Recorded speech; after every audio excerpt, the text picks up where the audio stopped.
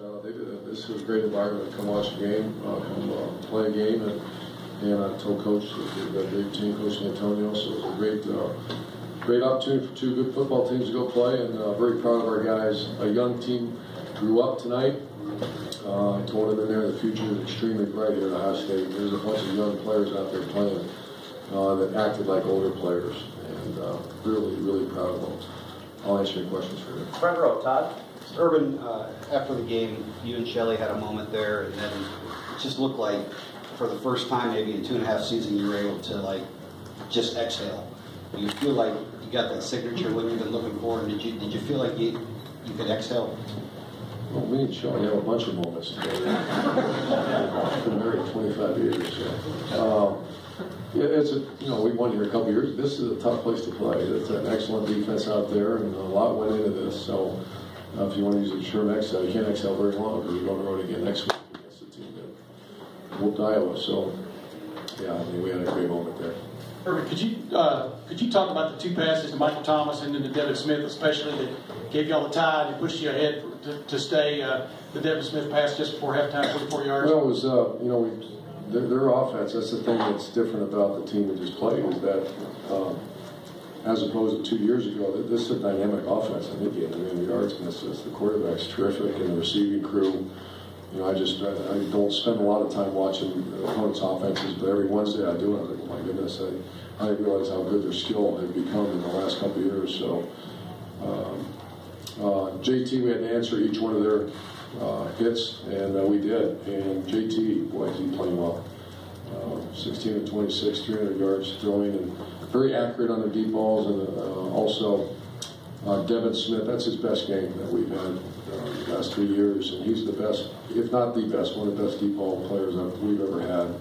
He tracks the ball very well, and once he had answered their hit, and we had to answer, we did. Bill.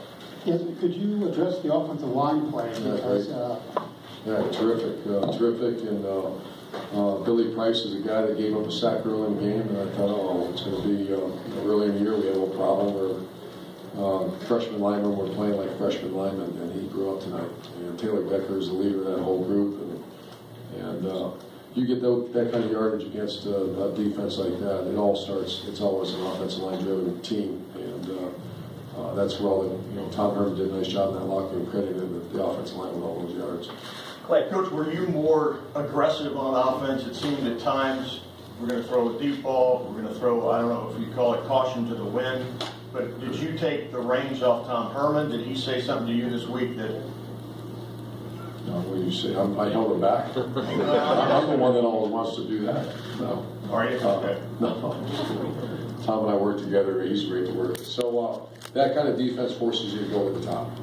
It's not a defense. They challenge any time you play with this press quarters, they call it, very similar to what we play. They force you to go over the top. And we felt like we had some matchups somewhere that if we found them right, that we'd take that shot. And so we had that plan really started last year.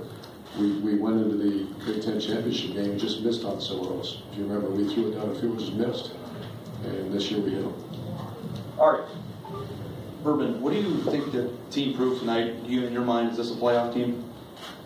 Oh, I don't know enough. I think it is because I love my team, and I don't know enough about them. I haven't studied the other teams really. But if I have to go fight for this team, what they've done, very impressive. That Dorn lost the second game, but that hurts us, and I'll take the hit for that because there's a young team that's playing at an extremely high level right now. Doug.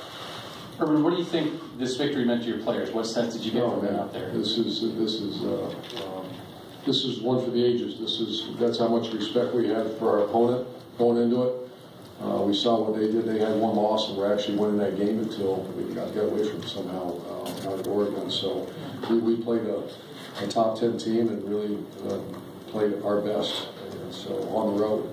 So once again, I look at our players and I see how many young guys are playing for us. Going to be around here for a while.